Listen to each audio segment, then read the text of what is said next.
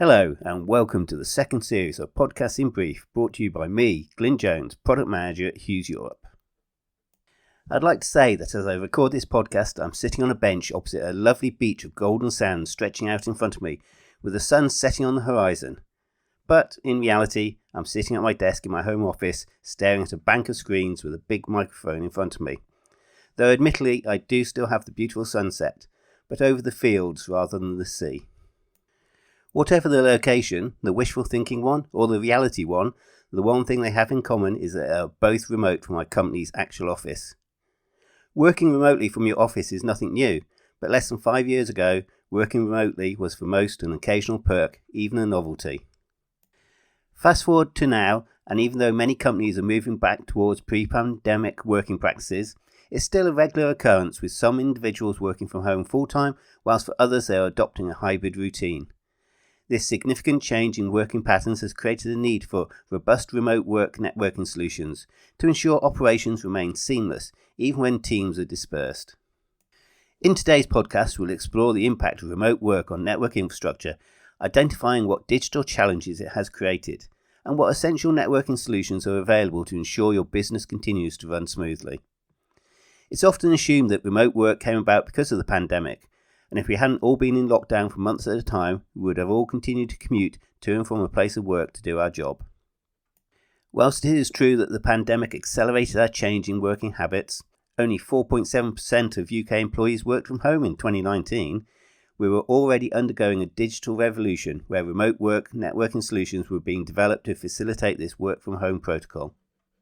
The shift may not have happened as abruptly as it had to in 2020, but we probably would have gotten to the same place in a few years anyway. Another factor that suggests that remote work was always on the cards and is now here to stay is that the percentage of employees working remotely worldwide has actually increased in recent years. In 2022, 25% of UK employees worked from home at least some of the time. This figure rose to 28% in 2024. While we may have had many digital tools ready to adopt remote working patterns when forced into lockdown, we likely did not foresee all the challenges it could create, nor did we have sufficient remote working networking protocols ready to address them. So let's delve into some of the challenges of remote working on network infrastructure. For those people who work remotely, remote work sounds simple enough. Just log on from wherever you are and get on with your daily tasks. But behind the scenes, keeping everyone connected when you're spread out across the city, country, or even the world can be very challenging. This requirement to be able to remotely work from anywhere created issues in several aspects of network use: performance, security, reliability, and complexity. As we all dispersed away from our comfortable offices with all amenities to hand, we expected to be able to work in exactly the same manner as before, with all our applications and data readily and quickly to hand. This meant networks needed to maintain performance with increased demands on bandwidth. Instead of face-to-face meetings, we all started communicating via video calls. Using collaborative apps and attempting real-time data sharing, demands for bandwidth surged. Networks needed to handle a lot more data flowing back and forth, and many weren't ready for it. That's why lags such as freezing mid-sentence during an online meeting became a frustration we grew far too familiar with. With increased points of access, security concerns started to be raised. For most people, we never really knew how much thought was put into security before we all made the rapid switch to remote work. But we now have a clearer idea of just how much it risks our data, operations and business. Every connecting remote device and Wi-Fi router provides opportunities for cyber attacks. They are points of access, and unfortunately cyber criminals are out there to exploit them. If you have a team working in a variety of locations, your IT department has a much larger and more scattered attack surface to protect. Picture your network infrastructure like a building. We may have locked the front door, but now all the windows and site entrances are open where intruders can get in. We need to adopt multi-layers of security to keep it protected. Purpose-built offices are designed to ensure reliable connectivity. At home, only some of us have that luxury. Your distributed workforce may work in rural areas where the service is spotty, or live in a busy household where everyone competes for bandwidth. Whatever the reason, reliable connectivity for your employees when working from home cannot be guaranteed. And of course, there is the network management complexity. Juggling network management across distributed locations is another key challenge. Now, instead of a few select business locations, there are multiple endpoints and addresses where we need visibility to ensure everything runs smoothly.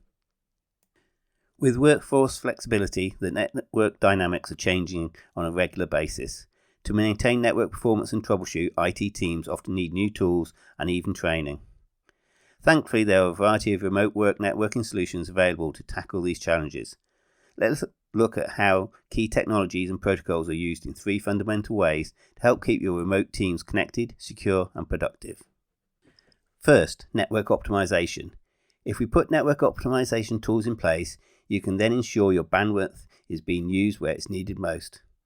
SD-WAN is one example of a technology that can help you achieve this goal. Think of it like a digital traffic warden, ensuring that traffic continues to flow smoothly. It's make sure those critical video meetings are not interrupted by a background download taking all the bandwidth.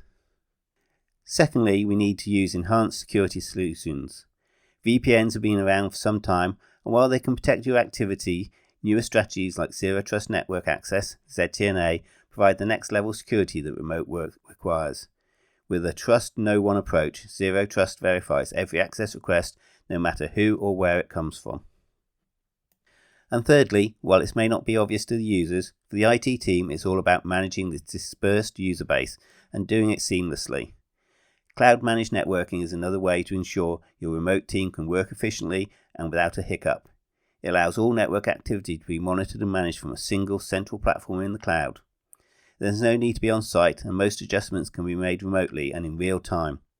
It simplifies troubleshooting and gives you flexibility and scalability for your operations.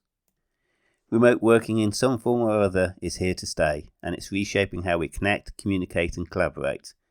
To facilitate this way of working, we need to adopt new, purpose-built remote networking solutions to be secure, agile and ready for anything. However, keeping up with these fast-moving demands can be a challenge, and that's where partnering with a managed network service provider can help.